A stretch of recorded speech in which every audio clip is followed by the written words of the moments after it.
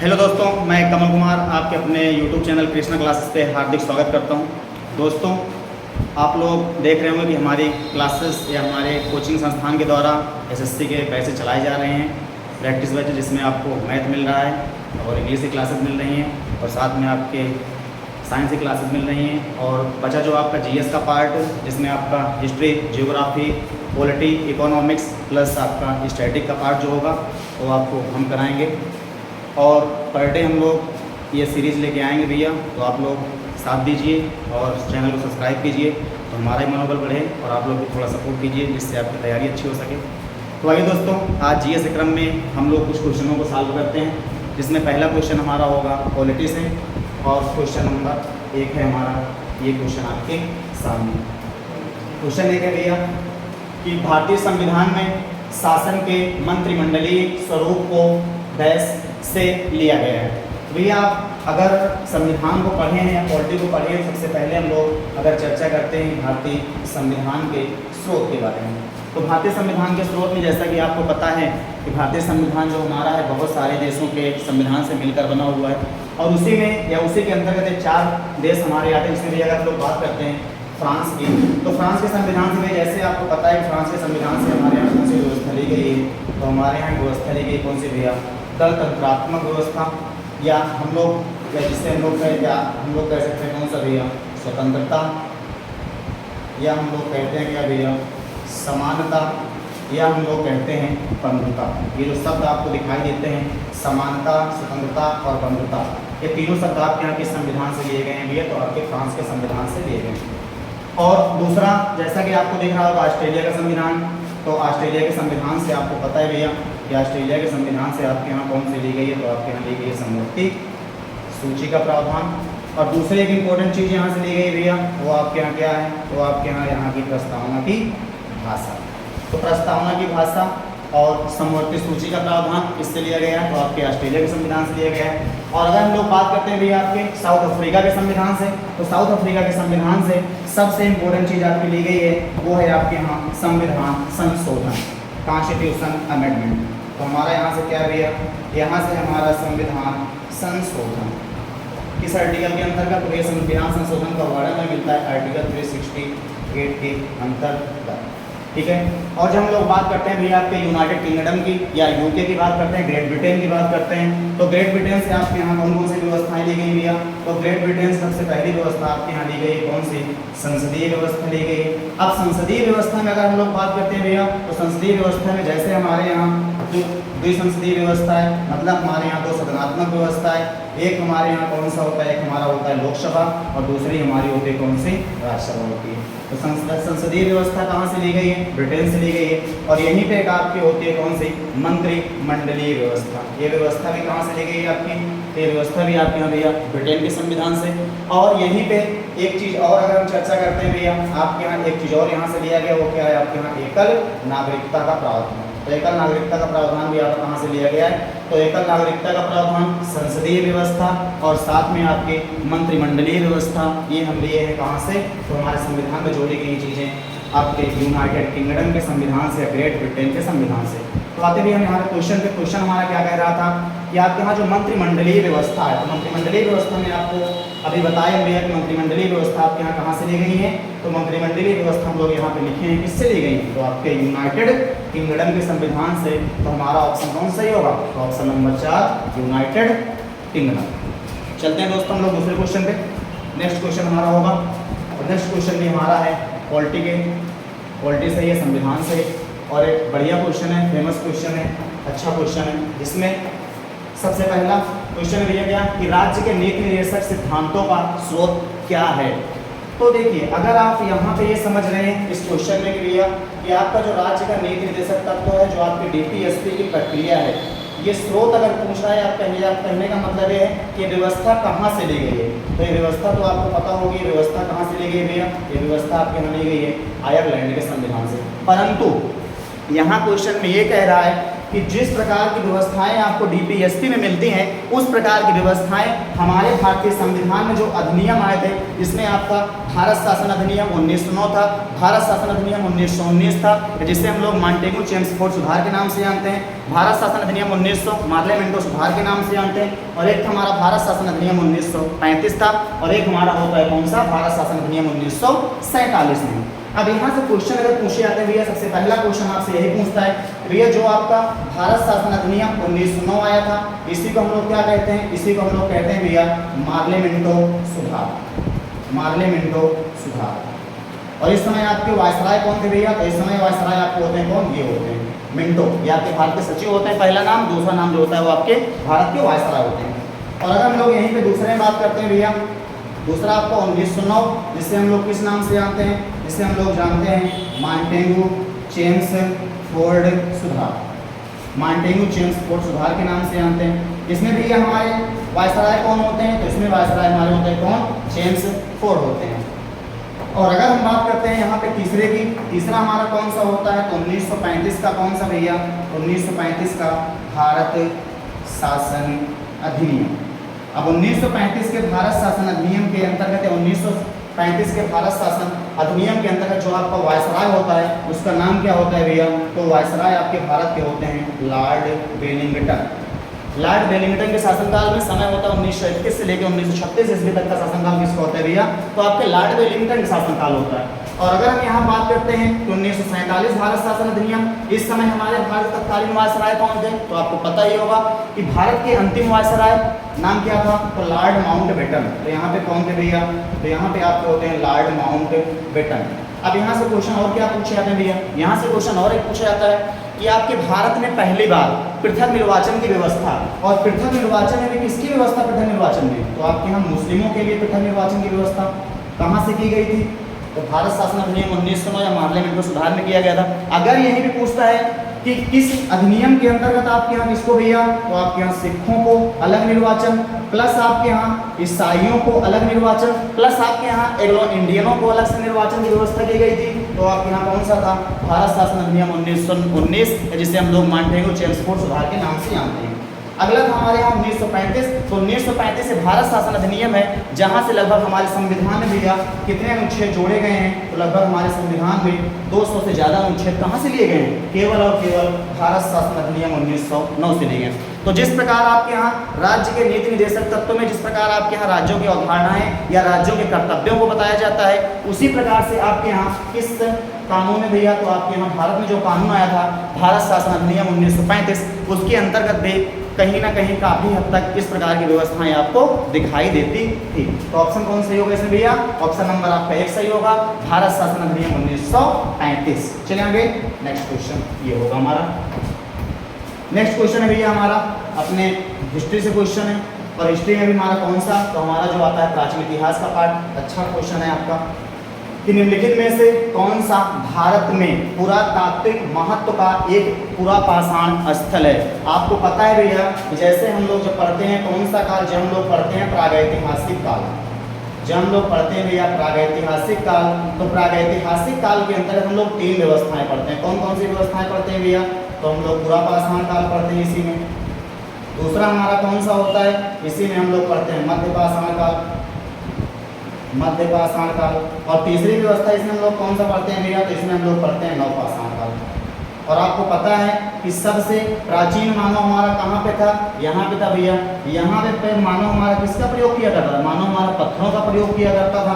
यहाँ पे किसका प्रयोग करने लगा मानव हमारा, यहाँ पे मानव हमारा तांबे का प्रयोग करने लगा, और यहीं से हमारे यहाँ किसकी शुरुआत हो गई थी, यहीं से हमारे यहाँ कृषि की शुरुआत, चूँकि मानव को तांबा मिल गया था और तांबे से तांबा धातु मिल गई थी, और उसी धातु से हमारा मानव सर्वप्रथम किस यंत्र को बनाया था, तो सर्वप्रथम हमारा मानव जो प्रयोग किया था कौन सी धातु थी, तांबा था। और पहले प्रयोग करने वाला शस्त्र यहाँ पर कौन सा था भैया, तो आपका था औजार कुल्हाड़ी थी। अब इसमें क्वेश्चन आपका पूछ रहा है भैया कि निम्नलिखित में से कौन सा भारत में पुरातात्विक महत्व का, कौन सा पुरापाषाण काल, मतलब हम लोग बात करें से प्राचीन वाली सभ्यता में। अब जैसा कि आप लोगों को पता है भैया कि जो आपका चिरांद है, चिरांद आपको वर्तमान में कहाँ पड़ता है, तो ये आपका वर्तमान में पड़ता है बिहार के एक जिला है आपका कौन सा भैया, सारण जिले में पड़ता है।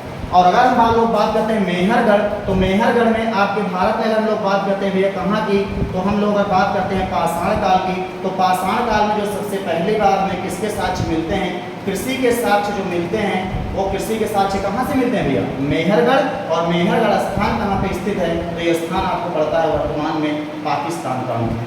दूसरा है आपका बुर्जहोम, ये तो आपके लिए फेमस क्वेश्चन है, तो सबसे ज़्यादा क्वेश्चन आपके यहाँ सिंधु घाटी सभ्यता में, सॉरी पाषाण काल में अगर हम लोग बात करते हैं तो बहुत जाना माना क्वेश्चन है भैया। यहाँ पे आपका ये स्थान कहाँ पे है, तो ये स्थान है आपका जम्मू एंड कश्मीर से। यहाँ से आप क्या साक्ष्य पाएगा, ये क्वेश्चन पूछा जाता है भैया। तो आपके यहाँ दो स्थान आपको याद रखना है इसमें, एक स्थान आपका कौन सा, बुर्जहोम, और दूसरा आप स्थान याद करिए कौन सा, दूसरा स्थान आपका होता है कौन सा भैया, महादहा नामक स्थान। ये कहाँ पड़ता है, तो यह स्थान आपको पड़ता है प्रतापगढ़, कौन सा स्थान, उत्तर प्रदेश। और प्रतापगढ़ में कौन सा भैया क्षेत्र, तो प्रतापगढ़ में एक स्थान आपको एक ब्लॉक पड़ती है, कौन सी, पट्टी तहसील के अंतर्गत, पट्टी आपका ब्लॉक है, उसी के अंतर्गत ये आपका मैदान नामक स्थान है। इन दोनों स्थानों से भैया क्या पाए गए हैं, तो इन दोनों स्थान से आपके यहाँ युगल समाधान के साक्ष्य पाए गए हैं, युगल समाधान के साथ। बस दोनों में अंतर क्या है कि ये आपका भैया मध्य पाषाण काल का है, ये आपका मध्य पाषाण काल का है, और ये आपका कब का है, ये आपका नवपाषाण काल का है। यहाँ पे युगल समाधान जो पाए गए थे, यहाँ पे आपके मेल के सावधान थे और सौ थे, या आपके मेल के साथ फीमेल के सौ थे। मतलब जहाँ पे आपके गर्त के रूप में जो लाशें मिली हैं, जो आपके कब्र मिली हैं, तो वहाँ पे आपके कहीं ना कहीं मानव के ही साक्ष्य थे। लेकिन जो आपके बुर्जहोम में पाया गया था, तो बुर्जहोम में भैया एक तो आपका मानव का शव था, और दूसरा इसके साथ किसी न किसी आपके यहाँ किसका शव था, तो किसी न किसी जंतु का, या आप कह सकते हो किसी पशु का था। अब जो आपके भूगोलवेत्ता हैं, तो सॉरी आपके इतिहासकार हैं, या जो आपके पुरातत्व सर्वेक्षण विभाग वाले हैं, इनका मानना है भैया कि जो पशु था, ये पशु कौन था, ये पशु था आपका कुत्ता।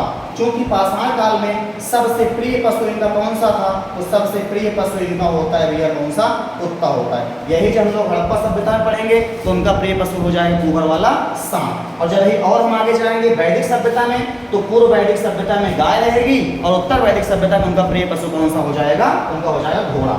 तो यहाँ पे ऑप्शन आपका पूछा है भैया कौन सा, पूरा पाषाण काल का। तो भैया आपका मेहरगढ़ कहाँ का है, तो मेहरगढ़ आपके यहाँ मिलता है कौन से पाषाण काल है, नवपाषाण काल। जो खेती के साक्ष्य कहाँ से मिलते हैं, नवपाषाण काल में।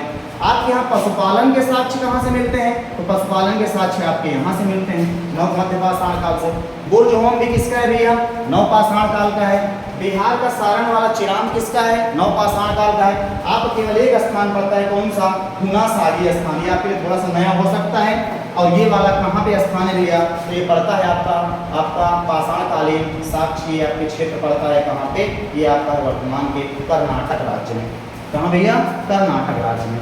तो संभवतः आपको क्लियर हो गया होगा ये क्वेश्चन भैया। तो ऑप्शन आपका कौन सा होगा, ऑप्शन होगा आपका हुनासागी। चलते हैं नेक्स्ट क्वेश्चन पे, थोड़ा जल्दी जल्दी करेंगे तो क्वेश्चन हो नहीं पाएगा। क्वेश्चन भैया नेक्स्ट ये भैया सब था, ये क्वेश्चन है आपका कि दयामाबाद नामक प्रागैतिहासिक स्थल निम्न में से किस राज्य में स्थित है। यहाँ पे क्वेश्चन आपका पूछ रहा है भैया किसका, तो यहाँ पे क्वेश्चन पूछ रहा है सिंधु घाटी सभ्यता का। यहाँ हम बात करते हैं हड़प्पा सभ्यता का, जिसकी खोज कब की गई थी भैया, तो आपके 1921 में पहला खोजा गया हड़प्पा स्थल था, जो आपके रावी नदी के तट पे कहाँ खोजा गया था, पाकिस्तान में खोजा गया था।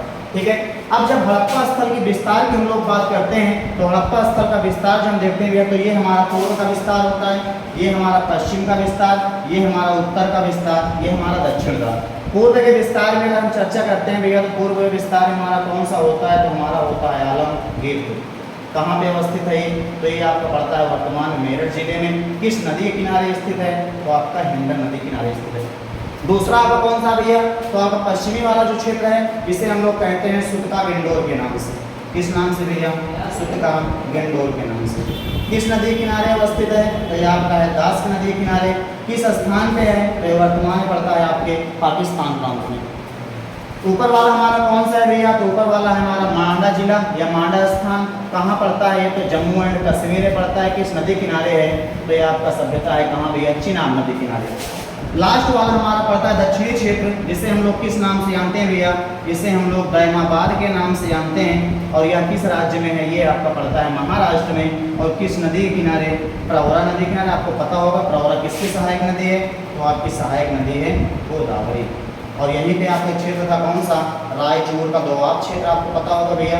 रायचूर का दोआब किसके लिए, तो आपके यहाँ दो साम्राज्य, बहमनी साम्राज्य वर्सेस विजयनगर साम्राज्य के बीच विवाद का हमेशा क्या रहा है, कारण रहा है, कौन सा, रायचूर दोआब। तो इसमें ऑप्शन आपका कौन सा होगा, इसमें आपका ऑप्शन होगा भैया option number B, option number B कौन सा, महाराष्ट्र। आलमगीरपुर मेरठ में उत्तर प्रदेश, पश्चिमी सुत्ता के इंदौर आपका कहाँ है, पाकिस्तान, दास नदी पे है। उत्तरी वाला मांडा चिनाब नदी पे है। दक्षिणी आपका दैमाबाद कहाँ पे भैया, तो आपके महाराष्ट्र में ये स्थित है। किस नदी किनारे, तो आपका खरावरा नदी किनारे। नेक्स्ट क्वेश्चन आइएगा आपका, ये क्वेश्चन होगा भैया, ये क्वेश्चन आपका है, बढ़िया क्वेश्चन है, आपको दर्शन शास्त्र के बारे में अध्ययन होगा ही। क्वेश्चन में बोलता है भैया कि आपके यहाँ वेद ऋषि कपिल का संबंध भारतीय दर्शन के किस संप्रदाय से है। जब हम लोग भारतीय दर्शन के संप्रदाय की बात करते हैं भैया, तो भारतीय दर्शन में कुल आपके 6 संप्रदाय बताए जाते हैं। 6 संप्रदाय में कौन कौन से संप्रदाय, तो इसके बारे में थोड़ी सी चर्चा करेंगे। सबसे पहले आपके यहाँ होता है कौन सा भैया, तो सबसे पहले हम लोगों को बताना होता है कौन सा दर्शन, तो आपका होता है सांख्य दर्शन। दूसरा हमारे यहाँ कौन सा होता है भैया, तो दूसरा हमारे यहाँ होता है न्याय दर्शन। पहला सांख्य दर्शन, दूसरा न्याय दर्शन। तीसरा हमारे यहाँ होता है कौन सा, तो तीसरा हमारे यहाँ एक होता है योग दर्शन, जो आपके यहाँ भी वर्तमान में सबसे प्रचलित दर्शन भी है। इसके बाद चौथा होता है हमारे यहाँ कौन सा भैया, तो आपके यहाँ होता है वैशेषिक दर्शन, वैशेषिक दर्शन। इसके बाद हमारा पांचवा कौन सा होगा, तो पांचवा हमारा होता है पूर्व मीमांसा। कौन सा भैया, तो आपका पूर्व मीमांसा। लास्ट होता है कौन सा, तो लास्ट होता है हमारा उत्तर मीमांसा, उत्तर मीमांसा, या जिसे हम लोग वेदांत दर्शन के नाम से भी जानते हैं। इसी को हम लोग क्या कहते हैं भैया, इसी को हम लोग कहते हैं वेदांत दर्शन। अब इसके प्रणेता का नाम आपसे खूब पूछा जाता है। प्रणेता के नाम में अगर आपसे पूछता है भैया, तो प्रणेता के नाम में जैसे आपके सांख्य दर्शन है, तो सांख्य दर्शन के आपको यहाँ पे दिख ही रहा होगा कौन है भैया, तो ऋषि कपिल हैं। न्याय दर्शन के कौन है, तो न्याय दर्शन के प्रणेता आपको ऋषि गौतम बताए जाते हैं। योग दर्शन के कौन है भैया, तो योग दर्शन के आपके ऋषि पतंजलि बताए जाते हैं। वैशेषिक दर्शन के कौन होते हैं, तो वैशेषिक दर्शन के ऋषि कणाद बताए जाते हैं। पूर्व मीमांसा के कौन होते हैं, तो पूर्व मीमांसा के आपके यहाँ बताए जाते हैं भैया ऋषि जैमिनी। उत्तर मीमांसा के कौन से बताए जाते हैं, तो उत्तर मीमांसा के बताए जाते हैं आपके ऋषि वादरायण। कौन है भैया, तो ऋषि वादरायण। तो आप यहाँ पे देख रहे होंगे कि यहाँ पे कौन सा भैया, तो आपका ऑप्शन कौन सा सही होगा इसमें, तो आपका ऑप्शन इसमें सही होना चाहिए। किसके बारे में पूछा था, तो भारतीय दर्शन के कौन से शास्त्र में, तो आप यहाँ पूछ रहा है यहाँ पे कहाँ गया, ऋषि कपिल, कपिल के बारे में। तो कपिल आपको यहाँ लिखा है भैया, कहाँ गए कपिल, तो ये है आपके कौन से दर्शन के प्रणेता हैं ये, तो सांख्य दर्शन के प्रणेता हैं। ऑप्शन नंबर आपका होगा सी। चलिए आगे चलते हैं आगे। नेक्स्ट क्वेश्चन है आपका ये प्राचीन इतिहास से। ये क्वेश्चन भी भैया बढ़िया क्वेश्चन है अपने आप में, ये क्वेश्चन भी, क्योंकि आप अगर प्राचीन इतिहास पढ़ेंगे तो प्राचीन इतिहास में आपको 3 से 4 पॉइंट तो आपको पढ़ने ही होगा, जिसमें आपकी हड़प्पा सभ्यता हो गई, पाषाणकालीन सभ्यता हो गई, और इसी के साथ साथ हम लोग देखते हैं तो आपके यहाँ बौद्ध धर्म और साथ में आपके जैन धर्म, और उसके आगे चलते हैं तो हम लोग मौर्य साम्राज्य, गुप्त साम्राज्य, और फिर आगे चल के हम लोग कुषाण वंश और साथ में आपके हर्षवर्धन वंश वगैरह को पढ़ते हैं। तो इसमें से क्वेश्चन आपके इनफ हो जाते हैं भाई किसके लिए, तो आपके यहाँ लगभग आपकी एसएससी परीक्षाओं के लिए। नेक्स्ट क्वेश्चन आते हैं। क्वेश्चन भी है क्या कि गौतम बुद्ध की मृत्यु के तत्काल बाद किस बौद्ध परिषद को आयोजित किया गया। तो आपको पता है कि गौतम बुद्ध का जन्म आपके यहाँ 563 ईसा पूर्व में कपिलवस्तु में होता है, और उनकी मृत्यु कब होती है भैया, तो इनकी मृत्यु के बारे में अगर हम लोग चर्चा करते हैं तो इनकी मृत्यु होती है 483 BC में या 483 ईसा पूर्व में। और जैसे इनकी मृत्यु होती है तो इनकी मृत्यु के बाद ही आपके यहाँ बौद्ध धर्म के प्रचार प्रसार के लिए किसकी स्थापना की जाती है, तो बौद्ध धर्म के प्रचार प्रसार के लिए आपके यहाँ समितियों की या संगीतियों की स्थापना की जाती है, जिसमें आपके यहाँ भैया कितनी समितियाँ, तो आपके यहाँ फेमस है 4 जो कि कराई गई थी, टोटल 5 समितियाँ कराई गई थी, 1, 2 और इधर आपका 3, इधर आपका होगा कौन सा भैया, चौथी समिति। अब चौथी समिति का, तो पहली समिति जिस साल इनकी मृत्यु हुई उसी साल कराई गई थी 483 ईसा पूर्व में। दूसरी कब कराई गई, इसके 100 साल के बाद 383 ईसा पूर्व में। तीसरी कब कराई गई थी, तो आपके यहाँ कहीं कहीं 250 दिखता है, कहीं कहीं आपके 251 ईसा पूर्व भी दिखता है। और इसके बाद यहाँ भी है, तो यहाँ पे आपको कहीं कहीं 58 को 98 ईस्वी या आपको कहा जाता है प्रथम शताब्दी। ये आपके यहाँ दिखती है। अब अगर हम लोग यहाँ पे आते थे भैया स्थान की, तो स्थान कहाँ कराई गई थी समितियाँ, तो समितियाँ आपके यहाँ हो रही थी कहाँ पे, तो पहले हुई थी कहाँ भैया, तो पहली समिति हुई थी आपके यहाँ राजगीर में। दूसरी समिति हुई थी कहाँ पे, दूसरी समिति आपके यहाँ हुई थी वैशाली में। तीसरी समिति कहाँ हुई थी, तीसरी समिति आपके यहाँ हुई थी पाटलिपुत्र में। चौथी समिति कहाँ हुई थी, चौथी हुई थी आपके यहाँ कुंडल वन में। कुंडल ग्राम नहीं, कुंडल वन का।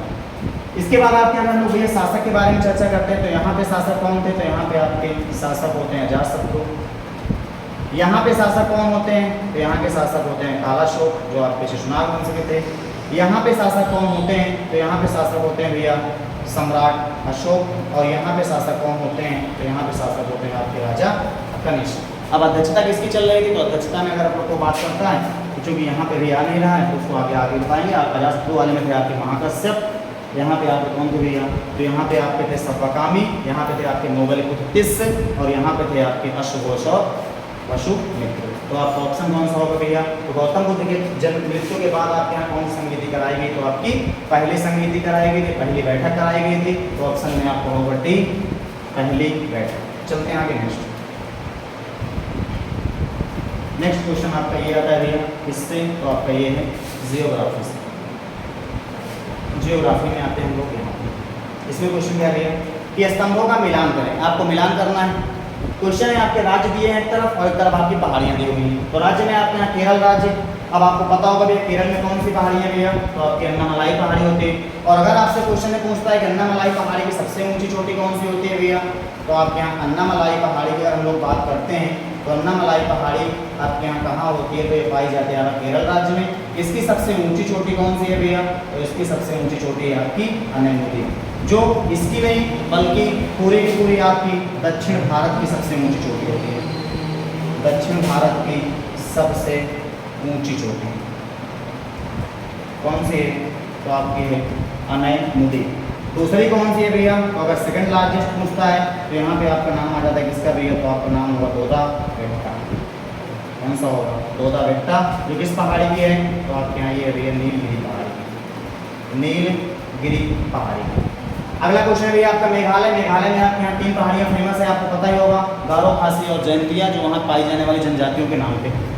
अगला है आपका मिजोरम। मिजोरम में आपकी लुसाई या मिंजो पहाड़ी वगैरह है। तो यहाँ से आपका ऑप्शन कौन सा होगा सही, पहले का ए, दूसरे का बी और तीसरे का सी। ऑप्शन नंबर बी में आपको ये व्यवस्थाएं दिख रही हैं, तो आपका कौन सा सही होगा, ऑप्शन बी सही होगा। चलते हैं आगे नेक्स्ट क्वेश्चन पे। नेक्स्ट क्वेश्चन आपका ये पहाड़ियों से ही क्वेश्चन है, जो आपके यहाँ 2021 में पूछा गया क्वेश्चन है किसका, एमटीएस में। क्वेश्चन क्या है भैया कि महादेव पहाड़ियाँ मुख्य रूप से किस राज्य में पाई जाती हैं। तो आपको हम बताएं भैया, अगर आप लोग पढ़े होंगे कौन सी पहाड़ियों को, अगर आप लोग पढ़े होंगे विंध्य पर्वत की पहाड़ियों को, तो विंध्य पर्वत की पहाड़ियों में आपको बताएं भैया। और अगर हम लोग बताते हैं इसके बारे में सतपुड़ा रेंज की पहाड़ी, तो उसमें भी आपको बताएं कि विंध्य पर्वत जो आपके यहाँ होते हैं, ये आपके यहाँ 3 पर्वत श्रृंखलाओं का एक समूह होता है, जिसमें हम लोग क्या कहते हैं भैया, भारनेर पहाड़ी। दूसरी हमारे यहाँ कौन सी होती है, कैमूर पहाड़ी। तीसरी हमारे यहाँ कौन सी होती है, तीसरी होती है हमारे यहाँ पारसनाथ पहाड़ी। और इसकी सबसे ऊंची चोटी कहाँ पे है, पारसनाथ में, जिसका नाम क्या है, जिसका नाम है आपके यहाँ समेद शिखर। ठीक, इसकी सबसे ऊंची चोटी कौन सी है भैया, तो इसकी पहली पहाड़ी होती है आपके यहाँ राजपीपला की पहाड़ी। दूसरी इसी में पाई जाती है कौन सी पहाड़ी, महादेव की पहाड़ी। तीसरी यहीं पे पाई जाती है आपके यहाँ कौन सी पहाड़ी, मैकाल पहाड़ी। ठीक, अब ये जो महादेव की पहाड़ी है, इसी में आपका अवस्थित है कौन सी पहाड़ी, धूपगढ़ी, जो आपका किसका, तो सतपुड़ा रेंज की सबसे ऊंची चोटी आपकी होती है। अब ये महादेव की पहाड़ी आपके किस राज्य में, तो महादेव की पहाड़ी और मैकाल पहाड़ी दोनों का विस्तार आपके यहाँ कहाँ पड़ता है भैया, तो आपके मध्य प्रदेश क्षेत्र में पड़ता है। तो ऑप्शन आपका कौन सही होगा, ऑप्शन नंबर डी सही है, मध्य प्रदेश। नेक्स्ट क्वेश्चन आपका आएगा ये कि दुनिया की दूसरी सबसे ऊंची पर्वत चोटी K2 निम्नलिखित में से कौन सी पर्वत श्रृंखला में पाई जाती है। जैसे दोस्तों आपको पता ही होगा कि विश्व की सबसे ऊंची चोटी की हम लोग बात करते हैं भैया, यहाँ पे सबसे ऊंची चोटी की, सबसे ऊंची चोटी की, तो ये आपके यहाँ होती है कौन सी, तो ये होती है आपके यहाँ माउंट एवरेस्ट। कौन सी होती है, माउंट एवरेस्ट, जो आप किस देश में अवस्थित है भैया, तो आपकी नेपाल में अवस्थित है। अगर हम यहीं पे विश्व की दूसरी सबसे ऊंची चोटी की बात करते हैं, तो ये अपना आता है कौन सा भैया, गार्डविन, आस्टिन, K2, कौन सा है? Godwin Austin K2। और अगर यहाँ पे लोग विश्व की तीसरी सबसे ऊंची चोटी की बात करते हैं भैया, तो ये हमारा आता है कौन सा? तो यहाँ पे आता है हमारा कंचनजंगा, जो कहाँ पे अवस्थित है? तो ये हमारा अवस्थित है हमारे भारत में, कौन सा? सिक्किम। अब यहाँ पे दो प्रकार से क्वेश्चन पूछे जाते हैं। अगर आपसे पूछेगा कि भारत की सबसे ऊंची चोटी कौन से है, तो आपको भैया कौन सा बताना है? Godwin Austin K2। लेकिन अगर यही पूछेगा कि भारत में स्थित भारत की सबसे ऊंची चोटी, तो आपका कौन सा ऑप्शन होगा? ऑप्शन नंबर कंचनजंगा होगा। रीजन क्या होता है भैया? क्योंकि ये आपके वर्तमान में भारत में स्थित, मतलब इस पे अधिकार किसका है? भारत का है। लेकिन ये जो क्षेत्र है आपका गार्डविन ऑस्टिन K2 वाला, ये आपके पाक ऑक्यूपाइड कश्मीर में है, अर्थात आप कह सकते हो पाकिस्तान के POK वाले क्षेत्र में है। इसलिए ये हमारे यहाँ के हमारे अधिकार क्षेत्र में नहीं है, लेकिन है अपना क्षेत्र, तो इसलिए अपना कह सकते हैं कि हमारी सबसे ऊंची चोटी कौन सी होती है? Godwin Austin K2। और यह किस पर्वत श्रृंखला में होती है? तो यह आपकी सबसे ऊंची पर्वत श्रृंखला कौन सी है भैया? काराकोरम पर्वत श्रृंखला। इसी काराकोरम पर्वत श्रृंखला में ये पाई जाती है। और इसी के बगल आप यहाँ जास्कर श्रृंखला, इसी जास्कर श्रृंखला में एक आपको स्थान दिखाई देता है, कौन सा भैया? द्रास नामक स्थान, जो आपके भारत का आप कह सकते हो कि सबसे ठंडा स्थान है, जहाँ पे आप कौन निवास करते हैं भैया? जहाँ पे मानव निवास करता है। जबकि वैसे हमारे यहाँ ठंडा स्थान कौन सा होगा? तो आपका होगा सियाचिन ग्लेशियर। ठीक, तो ऑप्शन आपका कौन सा होगा भैया? पूर्वी काराकोरम।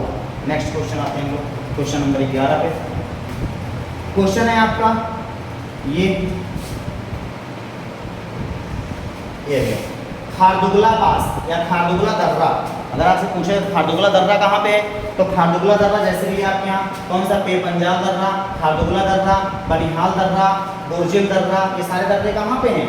तो आपके यहाँ जैसे और भी क्वेश्चन है, जैसे आपका बोरजिल पूछेगा, तो बोरजिल आप कहाँ बताएंगे भैया? तो आप बताएंगे जम्मू कश्मीर में है।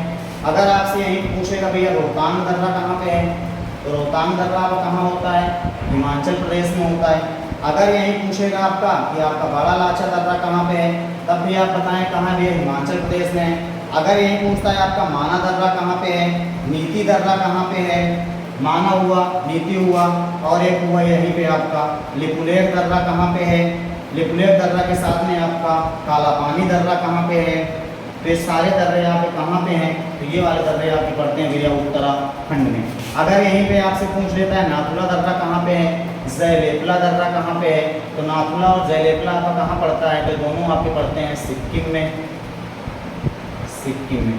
अगर यही पूछता है आपके यहाँ दिफू दर्रा कहाँ पे है, दिफू दर्रा, तो दिफू दर्रा आपको पड़ता है हिमाचल प्रदेश में। अगर यही पूछ लेता है आपका तुजू दर्रा कहाँ पे है, तो तुजू दर्रा आपको पड़ता है भैया मणिपुर में।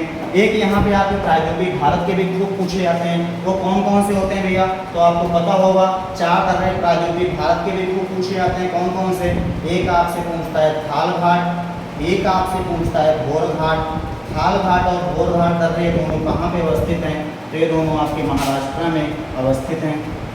कहाँ पे भैया? तो दोनों आपके महाराष्ट्र में। अगर यहीं पे आपसे पूछता है ताल घाट दर्रा, या अगर आपके यहाँ दूसरा पूछता है कौन सा? सिनकोटा दर्रा, ये दोनों दर्रे कहाँ पे हैं? तो ये दोनों दर्रे आपके यहाँ पड़ते हैं भैया कहाँ पे?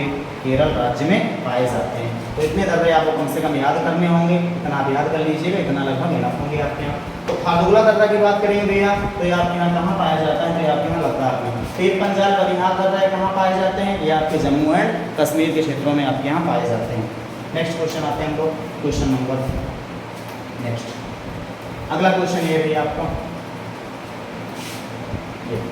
क्वेश्चन क्या है कि निम्नलिखित में से कौन सा अरुणाचल प्रदेश का एक कृषि उत्सव है जो गालो जनजाति द्वारा मनाया जाता है? ठीक है, यहाँ पे जैसे भी अगर हम लोग बात करते हैं जो आपका लोसर है, लोसर क्या है? तो एक प्रकार का आपका महोत्सव होता है जो कहाँ मनाया जाता है? जो आपके तिब्बत के क्षेत्रों में, तिब्बत के साथ सीमा साझा करने वाले क्षेत्र। अगर हम यहाँ भारत की बात करते हैं तो भारत में कहाँ मनाया जाता है भैया? भारत में आपका लद्दाख। और इससे ही मिला हुआ एक आपका पूछा जाता है कौन सा? तो ये आपका लोसर है, ये आपका पूछा जाता है लोसांग महोत्सव, मोस्ट इंपॉर्टेंट है लोसांग महोत्सव। ये आपका कहाँ मनाया जाता है भैया? तो ये आपके राज्य में पाया जाता है, किस राज्य में? सिक्किम में, लोसांग और लोसर महोत्सव। अगला पूछे कर्मा। ये कर्मा अभी क्या है भैया? तो कर्मा एक प्रकार की आपकी जनजाति पाई जाती है, और यह जनजाति कहाँ पे होती है? तो ये आपकी जनजाति खास करके आपके झारखंड के क्षेत्रों में पाई जाती है। अगला क्वेश्चन अगर आपसे उगादि महोत्सव पूछता है भैया, तो उगादि महोत्सव क्या होता है? तो उगादि महोत्सव एक प्रकार का नववर्ष होता है जो कहाँ के क्षेत्रों में, आपके हिमाचल प्रदेश के क्षेत्रों में मनाया जाता है। और ये उगादि महोत्सव जो आपका होता है किसका नववर्ष होता है, तो आपके हिंदू का नववर्ष होता है। हिंदू का नववर्ष का मतलब आप कह सकते हो कौन सा संवत का, तो आपके शक संवत का। शक संवत 78 ईस्वी में किसके द्वारा बनाया गया था भैया, तो आपके राजा कनिष्क के द्वारा बनाया गया, जो किस वंश के शासक थे, कुषाण वंश के थे। एक यहाँ पे आपको मोपिन या कहीं कहीं आपको एक आपके यहाँ दिखाई देता है यहाँ पे मोनपा। मोनपा जनजाति में पाई जाती है, कहाँ पाई जाती है, तो आपके हिमाचल प्रदेश में। तो कौन सा उत्सव है भैया, कृषि के लिए आपका एक उत्सव मनाया जाता है, इसका नाम होता है क्या भैया, मोपिन उत्सव आपका होता है। या कृषि में अगर नाम कभी बताए तो आप कहिएगा स्ट्रॉबेरी के लिए यह उत्सव आपका मनाया जाता है। कर्मा महोत्सव भी होता है, कर्मा जनजाति भी होती है। कर्मा महोत्सव की बात करते हैं तो कर्मा महोत्सव भी किसके लिए मनाया जाता है, तो जो बहनें होती हैं बहनों के द्वारा मनाया जाता है, किसके लिए, तो अपने भाई की लंबी उम्र के लिए मनाया जाता है। लंबी उम्र के लिए या उसकी सुरक्षा करने के लिए जो आपकी महिलाएं व्रत रखती हैं उसी के अंतर्गत मनाया जाता है कौन सा त्यौहार, कर्मा महोत्सव या कर्मा त्यौहार। नेक्स्ट क्वेश्चन आता है, तो इसमें ऑप्शन आपका कौन सा होगा भैया, option number D Mopin. Next question ये है आपका, बढ़िया क्वेश्चन है, ये भी बहुत ज़्यादा फेमस क्वेश्चन है, आए दिन आपको एक क्वेश्चन देख ही जाता है। क्वेश्चन क्या है, तो क्वेश्चन है दोस्तों डैश गुवाहाटी के कामाख्या माता मंदिर, वो पता ही होगा गुवाहाटी में है कामाख्या माता मंदिर, असम में। गुवाहाटी के कामाख्या माता मंदिर के सबसे महत्वपूर्ण त्योहारों में से एक है। यह हर साल मानसून मध्य जून के मौसम में आयोजित किया जाता है, जब मंदिर तांत्रिक अनुष्ठानों के लिए 3 दिनों के लिए बंद होता है। जैसा कि आपको पता होगा कि जो महोत्सव आपका होता है कौन सा महोत्सव भैया, तो एक महोत्सव आपके यहाँ मनाया जाता है अम्बुवाची महोत्सव, या आपका कहीं कहीं अम्बुवाची मेला के नाम से। कितने दिन का महोत्सव होता है दोस्तों, तो ये 3 दिन का महोत्सव होता है, 3 दिन का महोत्सव होता है। मीठी ये कहाँ का है, तो ये भी आपके असम के क्षेत्रों में ही मनाया जाता है। बैसागु ये भी आपके असम के क्षेत्रों में। अगर हम लोग बिहू की बात करते हैं तो बिहू भी आपके यहाँ कहाँ मनाया जाता है, बिहू भी आपके यहाँ असम के क्षेत्रों में मनाया जाता है, असम के क्षेत्र में मनाया जाता है। 2 प्रकार के बिहू होते हैं, एक आपके यहाँ कौन सा बिहू होता है, एक आपके यहाँ माघी बिहू होता है जो आपके यहाँ शक संवत के माघ महीने मनाया जाता है, और एक आपके यहाँ अगर आप देखते हो तो एक आपके यहाँ होता है इधर कार्तिक महीने मनाया जाता है। एक आपके यहाँ कार्तिक महीने मनाया जाता है जिसे हम लोग कार्तिकी बिहू के नाम से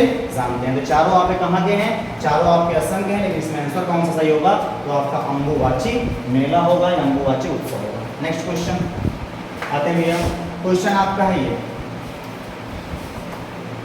क्वेश्चन है कि पृथ्वी पर जीवन के लिए ओजोन परत का क्या महत्व होता है, या पृथ्वी पे जो हमारे यहाँ आपको पता है दोस्तों कि जो हमारे यहाँ ओजोन परत होती है सर्वाधिक मात्रा में जो हमारे यहाँ ओजोन गैस में पाई जाती हैं, जिसका सिंबल क्या होता है, तो आपको पता होगा O3 होता है।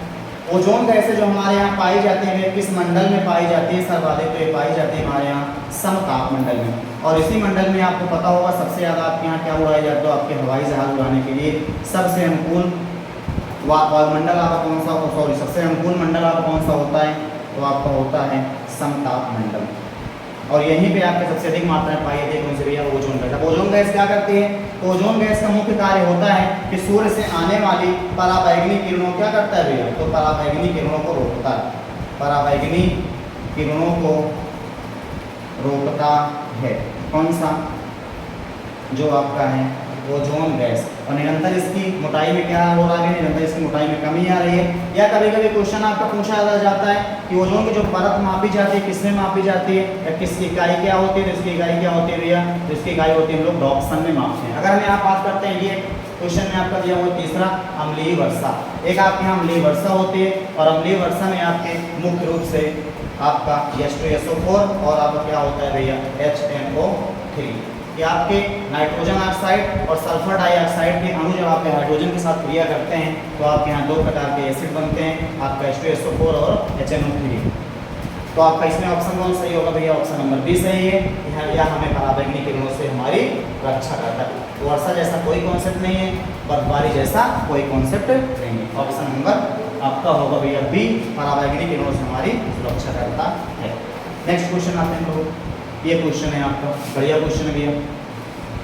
क्वेश्चन आपका क्या है कि निम्नलिखित में से कौन भारत के राष्ट्रपति के चुनाव में भाग लेता है। अब एसएससी के क्वेश्चन में आपके यहाँ एसएससी में आपके संसद, राष्ट्रपति, उपराष्ट्रपति से क्वेश्चन आपको पूछे जाते हैं। तो अब इसमें बात करते हैं भैया कि आपके यहाँ राष्ट्रपति का पद, सबसे पहले चर्चा हम लोग करते हैं भैया कि राष्ट्रपति का पद, अगर हम लोग राष्ट्रपति के पद की बात करते हैं तो किस आर्टिकल में इनका वर्णन मिलता है, तो आपके यहाँ आर्टिकल 52 कहता है कि भारत में एक राष्ट्रपति का पद होगा। और इसी भैया जब हम लोग आते हैं कौन सा आर्टिकल, तो एक आर्टिकल हमारा होता है आर्टिकल 54, और यहीं पे आपके यहाँ बात की जाती है किसकी, यहीं पे बात की जाती है आपके यहाँ निर्वाचक मंडल की। निर्वाचक मंडल क्या है, तो निर्वाचक मंडल का मतलब है कि आपके यहाँ राष्ट्रपति के चुनाव में कौन कौन से व्यक्ति भाग लेंगे। अब जब निर्वाचक मंडल में चर्चा करते हैं तो यहीं पे आपका लिखा हुआ है कि निर्वाचक मंडल में आपके यहाँ कौन कौन से व्यक्ति भाग लेंगे, तो आपके यहाँ कौन भाग लेता है, तो आपके यहाँ लोकसभा से सदस्य आते हैं, और कहाँ से आते हैं आपके यहाँ राज्यसभा से सदस्य आते हैं, और कहाँ से आते हैं भैया आपके यहाँ विधानसभा से सदस्य आते हैं। आपके यहाँ विधानसभा, विधान परिषद के सदस्य यहाँ पे नहीं आते। तो लोकसभा, राज्यसभा और विधानसभा, इन तीनों में कौन से सदस्य, तो इन तीनों में भैया आपके यहाँ कौन से सदस्य, तो जो आपके निर्वाचित सदस्य होते हैं, मनोनीत सदस्य यहाँ पे आपके भाग नहीं लेते। तो 3 ये हो जाते हैं, और इसके साथ आपके यहाँ 3 विधानसभाएं और है जो आपके केंद्र शासित प्रदेशों में, जिसमें हम लोग बात करते हैं कहाँ की, दिल्ली, दूसरी बात करते हैं हम लोग कहाँ की, पुदुचेरी, और तीसरी हम लोग बात करते हैं कहाँ की भैया, जम्मू एंड कश्मीर की। तो इन 3 विधानसभाओं के सदस्य भी आपके यहाँ आते हैं। तो अगर आपसे पूछा जाए कि राष्ट्रपति चुनाव में जो आपके यहाँ पार्टिसिपेट करते हैं उनका निर्वाचक मंडल क्या होता है, तो आप बताएंगे लोकसभा, राज्यसभा और समस्त विधानसभाओं के निर्वाचित सदस्य, और आपके दिल्ली, पुदुचेरी और जम्मू कश्मीर विधानसभा के निर्वाचित सदस्य आपके भाग लेते हैं। तो ऑप्शन हम लोग देखते हैं इधर क्वेश्चन में क्या है कि आपके यहाँ राष्ट्रपति के चुनाव में कौन कौन भाग लेता है। पहला है संसद और राज्यों की विधानसभाओं के दोनों सदनों के निर्वाचित सदस्य, बिल्कुल सही है। तो आपका संभवतः ऑप्शन फर्स्ट ही सही होगा कि संसद के दोनों सदनों के निर्वाचित और मनोनीत सदस्य, ये आपका गलत है। दूसरा क्या है कि केवल संसद के दोनों सदनों के निर्वाचित सदस्य। हाँ, एक अगर यहाँ पे अगर आपसे पूछा जाए कि अगर यहीं पे आपसे भैया राष्ट्रपति के बजाय अगर हम चर्चा कर लेते हैं किसके बारे में, अगर हम यहाँ बात करते हैं उपराष्ट्रपति के बारे में, पद कहाँ पे आता है उपराष्ट्रपति का, तो आपको पता होगा उपराष्ट्रपति का पद आपके यहाँ किस आर्टिकल में है, आर्टिकल 63 में। और उपराष्ट्रपति का जब निर्वाचक मंडल की बात की जाती है भैया, तो उपराष्ट्रपति में कौन कौन चुनाव या उपराष्ट्रपति के इलेक्शन में कौन कौन भाग लेते हैं, तो वहाँ पे आप लोग बताते हो कि भैया वहाँ पे हमारे भाग लेते हैं लोकसभा, और लोकसभा के साथ साथ जो हमारी राज्यसभा होती है, यहाँ के आपके सभी सदस्य भाग लेते हैं, चाहे वो मनोनीत हो, चाहे वो आपके यहाँ निर्वाचित सदस्य हो, यहाँ पे आपके लिए हो। तो आपका ऑप्शन नंबर कौन सही होगा भैया, तो आपका ऑप्शन नंबर सही होता है 1 कि संसद और राज्यों की विधानसभाओं के दोनों, संसद और राज्यों के विधानसभाओं के दोनों सदनों के निर्वाचित सदस्य, और कौन सा है, संसद के दोनों सदनों के निर्वाचित और मनोनीत सदस्य, केवल संसद के दोनों सदनों के निर्वाचित सदस्य, संसद के दोनों सदनों और विधानसभाओं के निर्वाचित। ऑप्शन आप कौन सही हो भैया, ऑप्शन आपका सही होगा ऑप्शन नंबर डी, क्योंकि यहाँ पे क्या दे रहा है कि विधानसभाओं के दोनों सदनों, मतलब यहाँ पे आपके विधानमंडल की लोग बात करते हैं, विधान परिषद की बात में विधान परिषद सदस्य इसमें भाग नहीं लेते हैं। तो संसद के दोनों सदनों और विधानसभाओं के निर्वाचित और मनोनीत सदस्य। एक मिनट, इसमें कुछ कंफ्यूजन लग रहा है आपका, क्योंकि यहाँ मनोनीत सदस्य होगा नहीं इसमें भी, और इसमें भी आपके मनोनीत है ये भी नहीं होगा, केवल संसद के दोनों ये भी नहीं होगा। तो यहाँ पे आपका संसद और राज्यों की विधानसभाओं के दोनों सदनों के निर्वाचित सदस्य, यहाँ पे आपके दोनों सदन नहीं होना चाहिए, बल्कि आपका यहाँ पे क्या होता है भैया कि संसद के दोनों सदन, मतलब लोकसभा और राज्यसभा और राज्यों की विधानसभाओं के निर्वाचित सदस्य आपको, तो ऑप्शन नंबर फर्स्ट आप कह सकते हो। दोनों सदन इसमें नहीं होगा, मतलब आप विधान परिषद के सदस्य आपके भाग नहीं लेते। नेक्स्ट क्वेश्चन,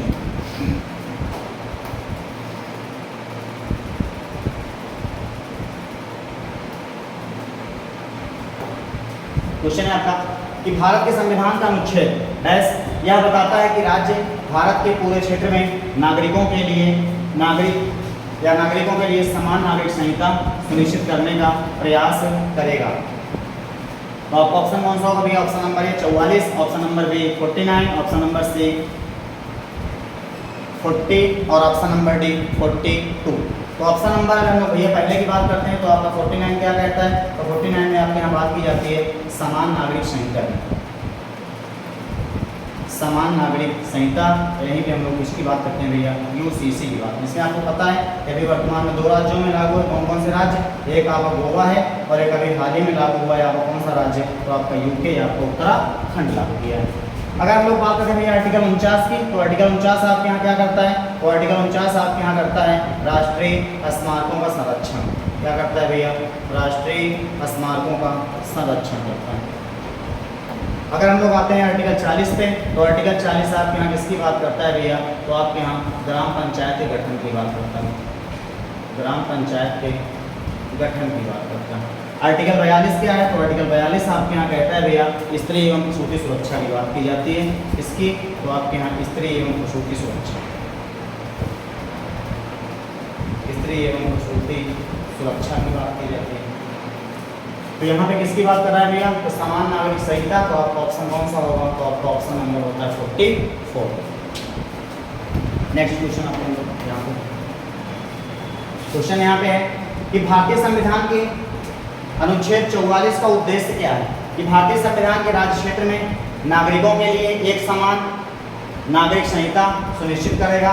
बिल्कुल सही है। आपका ऑप्शन नंबर कौन सा होगा? तो आर्टिकल 44 आपका यही होता है। दूसरा आपका कौन सा होता है? कि कलात्मक या ऐतिहासिक रुचि के प्रत्येक स्मारक या स्थान की सुरक्षा, ये आपका कौन सा होता है? तो ये आपका होता है आर्टिकल 49 होता है। पर्यावरण की रक्षा और सुधार करना तथा देश में वन और वन्य जीवों की सुरक्षा करना, ये आपका कौन सा आर्टिकल होता है भैया? तो ये आपका आर्टिकल 48 कहता है। राज्य की सार्वजनिक सेवाओं में न्यायपालिका को कार्यपालिका का से अलग करना। मतलब यहाँ पे आपका डायरेक्टली बात कर रहा है क्या भैया? कि न्यायपालिका का कार्यपालिका से पृथककरण। इसका न्यायपालिका का कार्यपालिका से पृथककरण, न्यायपालिका का कार्यपालिका से पृथककरण। तो ऑप्शन इसमें कौन सा होगा? तो ये आपको किस आर्टिकल में मिलता है? तो ये आपको मिलता है आर्टिकल 50 के अंदर। तो आपका ऑप्शन कौन सही होगा? यहाँ आर्टिकल 44 पूछ रहा है, तो आर्टिकल 44 आपके ऑप्शन ए में सही है कि नागरिकों के लिए एक समान नागरिक संहिता या यूसीसी समान नागरिक संहिता की बात करता है। अगला क्वेश्चन आता है ये क्वेश्चन है आपको डैश को विटिकल्चर के रूप में जाना जाता है। अगर हम लोग भैया बात करते हैं सबसे पहले आपके यहाँ, अगर हम लोग बात करते हैं सब्जियों के लिए या सब्जियाँ और फूल उगाने के लिए, सब्जियों का अध्ययन हम लोग क्या कहते हैं भैया? सब्जियों के अध्ययन हम लोग कहते हैं ओलेरीकल्चर कहते हैं। सब्जियों का अध्ययन हमारे यहाँ ओलेरीकल्चर कहलाता है। और यहीं पे एक आपसे और अगर कभी पूछता है तो आपका एक होता है ओलाइव कल्चर। ओलाइव कल्चर क्या कहलाता है? तो ओलाइव कल्चर में आपके यहाँ होता है भैया जैतून की खेती। इसकी खेती जैतून की कृषि से संबंधित है। अगर यहीं पे आपसे पूछता है मछली उत्पादन में, तो मछली प्रजनन हम लोग किसकी बात करते हैं भैया? तो मछली उत्पादन में लोग बात करते हैं फिशिंग कल्चर की। अगर यहीं पे रेशम कीट पालन की बात करता है तो आपके यहाँ किसकी बात की जाती है? तो यहाँ पे आपके यहाँ सेरीकल्चर की बात की जाती है। अंगूर की खेती, तो अंगूर की खेती आपको दिख ही रहा है भैया, क्या होगा आपका? तो यहाँ पे आपका होता है विटिकल्चर। यहीं पे आपसे और कुछ अगर पूछता है पौधों का अध्ययन क्या कहलाता है? तो आपका पामोलॉजी कहलाता है। झाड़ियों का अध्ययन क्या कहलाता है? डेंड्रोलॉजी कहलाता है। ये सब चीज़ें आपको पता होनी चाहिए। तो इसमें ऑप्शन कौन सा होगा भैया? तो ऑप्शन नंबर इसमें होगा आपका ऑप्शन नंबर डी, अंगूर की खेती। नेक्स्ट क्वेश्चन हो गया क्वेश्चन ये क्वेश्चन है आपका कि गांधी जी ने आशा व्यक्त की कि असहयोग को डैश के साथ जोड़कर भारत के दो प्रमुख धार्मिक समुदाय हिंदू और मुस्लिम, यहाँ पे ये शब्द आप थोड़ा ध्यान दीजिएगा भैया, मुस्लिम और हिंदू समुदाय उपनिवेशी शासन को सामूहिक रूप से समाप्त कर सकते हैं। कहने का मतलब ये है कि महात्मा गांधी जी किस आंदोलन को शुरू करने वाले थे या किस आंदोलन को शुरू किए जिसमें उन्होंने एक आंदोलन और ले लिया जिससे उनके चल रहे आंदोलन को मजबूती मिल सके। तो आप लोगों को भैया अगर पता होगा तो आपको एक चीज़ हम बताए हैं, पढ़ाए हैं आपके यहाँ, वह होता है आपके यहाँ कौन सा आंदोलन? तो आपका होता है असहयोग आंदोलन। असहयोग आंदोलन जिसकी शुरुआत आपके यहाँ होती है 1920 में। और इसी आंदोलन के समय ही, इसी आंदोलन के पहले भारत में एक आंदोलन आपका चल रहा था। कौन सा आंदोलन? खिलाफत आंदोलन। और जिसका नेतृत्व आपके यहाँ शुरू किया गया था आपके यहाँ अली बंधुओं के द्वारा, जिसमें मोहम्मद अली और शौकत अली दो भाई होते हैं, इनके द्वारा शुरू होता है 1919 में। परंतु इसकी कमान दे दी जाती है किसको भैया? उनके द्वारा। तो इसकी कमान दे दी जाती है आपके महात्मा गांधी जी को। और महात्मा गांधी इस आंदोलन के माध्यम से आपके भारत में हिंदू एकता और मुस्लिम एकता का एक बहुत अच्छा एग्जाम्पल सेट करते हैं इस आंदोलन में। और ये आंदोलन हो क्यों रहा था भैया? तो यह आंदोलन आपके यहाँ तुर्की के जो खलीफा थे, तुर्की के खलीफा को क्या किया जा रहा था? उनको पद से हटाया जा रहा था, उनको पद से हटाया जा रहा था, जिसके लिए ये आंदोलन चल रहा था खिलाफत। और इसी दौरान महात्मा गांधी ने आपके भारत का सबसे बड़ा जन आंदोलन प्रारंभ कर दिया था। कौन सा? असहयोग आंदोलन। और महात्मा गांधी ने इसी आंदोलन में, एक आंदोलन चल रहा था उसी के मद्देनजर दूसरा आंदोलन शुरू कर दिया कि ये जो हमारी यहाँ पे जो अभी एकता हमें हिंदू और मुस्लिम के बीच दिख रही है, उस एकता में कोई कमी ना आए, वो एकता निरंतर बनी रहे। और उसके लिए आपके यहाँ चलाया गया था कौन सा आंदोलन? तो वह था आपका असहयोग आंदोलन। तो यहाँ पे क्या पूछ रहा है कि असहयोग आंदोलन के साथ साथ अब कौन सा आंदोलन जोड़ा गया था? तो आपका ऑप्शन कौन सा होगा? ऑप्शन नंबर बी होगा, खिलाफत आंदोलन।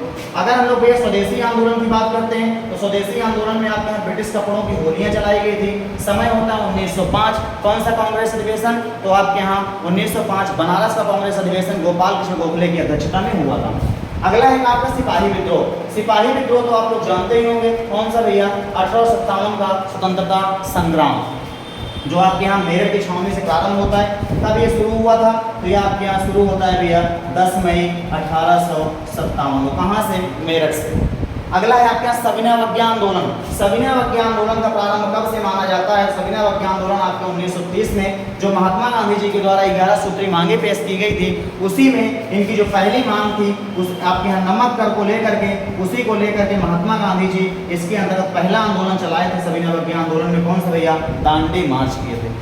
तो आपका इसमें ऑप्शन कौन सा होगा कि असहयोग आंदोलन के साथ साथ आपके एक आंदोलन और चल रहा था, जिसका नाम दिया गया था आपके यहाँ खिलाफत आंदोलन। कौन इसको चला रहा था? तो आपके यहाँ दो मुस्लिम भाई चला रहे थे, जिन्हें हम लोग अली बंधु के नाम से जानते हैं। नाम था आपके यहाँ मोहम्मद अली और शौकत अली। और इसकी अध्यक्षता बाद में कौन करते हैं? आपके महात्मा गांधी जी को इसमें आपका जोड़ दिया था खिलाफत आंदोलन में।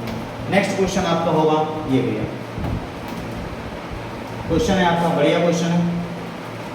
क्वेश्चन है कि निम्नलिखित में से कौन 1915 के अधिवेशन के दौरान भारतीय राष्ट्रीय कांग्रेस के अध्यक्ष थे? हम लोग बात करते हैं भैया राष्ट्रीय अधिवेशन या कांग्रेस अधिवेशनों की।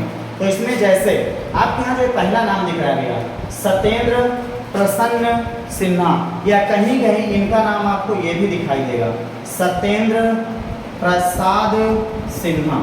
ये कौन से व्यक्ति थे? फिर ये पहले व्यक्ति होते हैं जो आपके भारत में ब्रिटिश सरकार में एडवोकेट जनरल बनते हैं। और एडवोकेट जनरल कहाँ के बनाए जाते हैं? तो ये आपके एडवोकेट जनरल बनाए जाते हैं बंगाल के क्षेत्रों में। और बंगाल के क्षेत्रों में एडवोकेट जनरल। और इसके बाद अगर हम लोग बात करते हैं बिहार, और बिहार के साथ साथ दूसरा क्षेत्र था आपका उड़ीसा का क्षेत्र, यहाँ के ये पहले बनाए जाते हैं। कौन भैया? यहाँ के पहले गवर्नर बनाए जाते हैं। अब गवर्नर का मतलब वाला गवर्नर जनरल वाला नहीं, गवर्नर डीएम वाला गवर्नर। ठीक है। अगला क्वेश्चन है यहाँ पे जो आपके यहाँ मदन मोहन मालवीय थे, इन्हीं की अध्यक्षता में आपके भैया कब 1916 में इन्हीं की अगुवाई में आपके यहाँ किसकी स्थापना की जाती है? तो आपके यहाँ बनारस हिंदू यूनिवर्सिटी की स्थापना की जाती है। अगला अगर यहाँ पे हम नाम लेते हैं भैया अंबिका चरण मजूमदार जी का, तो अंबिका चरण मजूमदार को आपको पता होगा कि 1916 के कांग्रेस अधिवेशन की अध्यक्षता किए थे। 1916 कांग्रेस अधिवेशन अंबिका चरण मजूमदार की अध्यक्षता में हुआ था। और कहाँ हुआ था?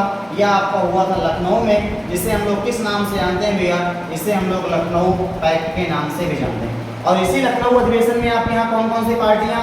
तो यहीं पे आपके यहाँ नरम दल, यहीं पे आपके यहाँ गरम दल, और यहीं पे आपके यहाँ मुस्लिम लीग, ये सभी लोग आपके यहाँ एक मंच पे आए थे। और वह क्यों मंच पे आए थे? तो यह एक मंच पे आए थे, इसके पहले एक अधिवेशन आपका हुआ था आपका 1915 का अधिवेशन, जो आपका हुआ था कहाँ पे? जो आपका हुआ था मुंबई में। और इसी अधिवेशन में क्या किया गया था भैया? तो आपके लोग कांग्रेस के जो कानून थे, उन्हीं कानूनों में परिवर्तन किया गया था। और उस कानून के परिवर्तन के बाद उसमें काफ़ी सारी नरमी बरती गई थी और कहा गया कि जो हमसे ये संगठन जो अलग हुए हैं, जो हमारे भाई अलग हुए हैं, ये लोग पुनः हमारे साथ जुड़ के आए। और इसका नतीजा देखा गया भैया कि आपके 1916 अधिवेशन में जुड़ने के बाद में जो इनकी संख्या अभी कांग्रेस के सदस्यों की जो लगभग 800 प्लस थी, वो संख्या लगभग आपके यहाँ 2500 हो जाती है। महज एक साल के अंदर में आपकी संख्या इतनी बढ़ जाती है। और इसकी जो आपकी अध्यक्षता किए थे वो आपके यहाँ भूपेंद्र नाथ बोस अध्यक्षता किए थे। तो आपका ऑप्शन नंबर कौन सा होगा भैया? बी सही होगा कि 1915 के अधिवेशन की अध्यक्षता आपके यहाँ भूपेंद्र नाथ बोस के द्वारा की गई थी। तो दोस्तों वीडियो बहुत लंबी हो रही है, तो इसलिए अब अगली जो आपके आज क्वेश्चन बच रहे हैं, इस क्वेश्चन को हम लोग नेक्स्ट क्लास में लाएंगे। तो आप लोगों को वीडियो कैसी लगी या आप लोगों को क्लास कैसी लगी? निरंतर आप लोगों को ऐसी क्लास लाएंगे, तो आप लोग दोस्तों सपोर्ट करिए। दोस्तों कैसे आपको क्लास कैसी लगी है? क्लास आप लोग बताइएगा ज़रूर कमेंट करके। मिलते हैं नेक्स्ट वीडियो में, तब तक के लिए जय हिंद, जय भारत।